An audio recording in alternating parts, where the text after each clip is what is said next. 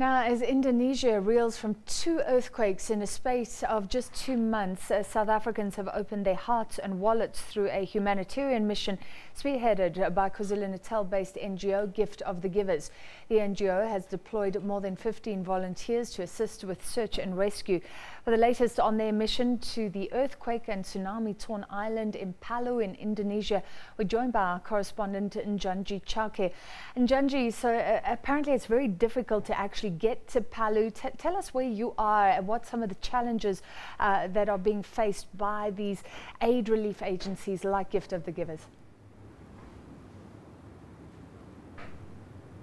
Thanks for joining us here in Jakarta, Francis. It's about 8:15 in South Africa. Here it's 1:15 in the early hours of Saturday morning, and thanks for joining us.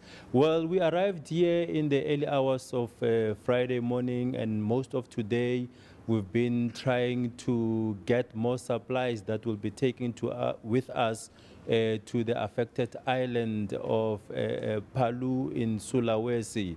It's very difficult to get in there because of the disaster itself. Authorities are saying that there's still aftershocks in the area. We also heard of reports that there is some of the villages that have not been accessed or reached by some of these search and rescue officers as well. So there's still that need for some of these search and rescue officers to get to the area.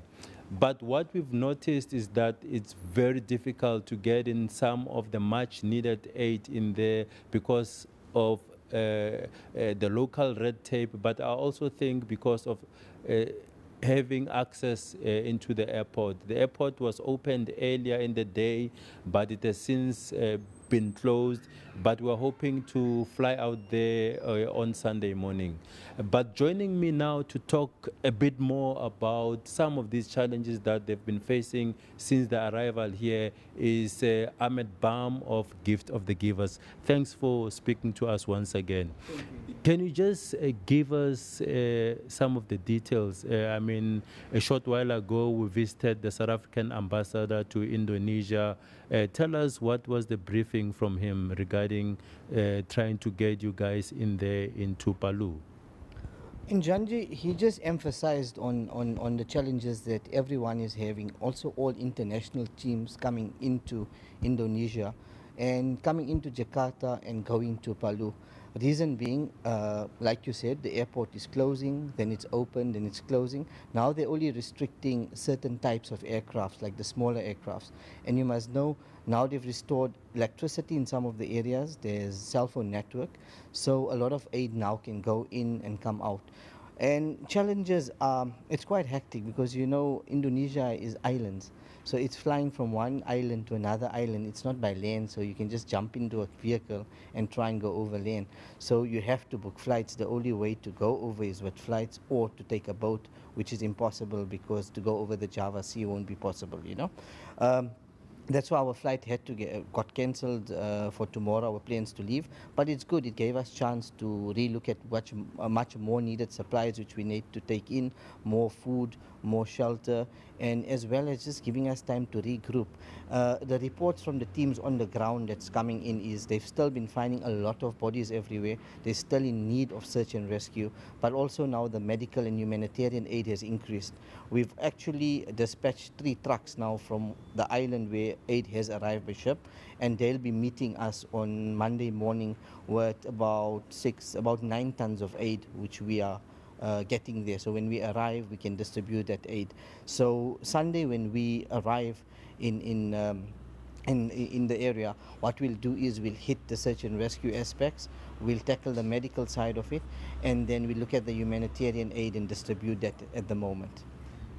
A Gift of the Givers has about 26 years experience of doing disaster management and also humanitarian work. Just tell us, I mean, it's more than, yesterday it was a week later. Are you still hopeful that you might still find some survivors? I'm still hopeful in Njanji.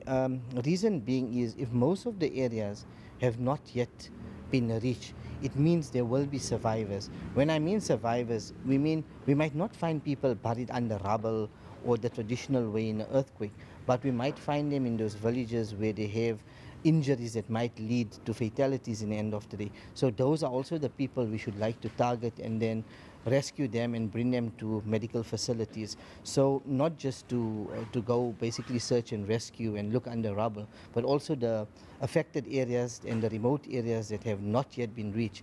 Those injuries will definitely, people will die from the injuries and there'll be lots of fatalities. So to get those people to a healthcare facility, it's critical as well.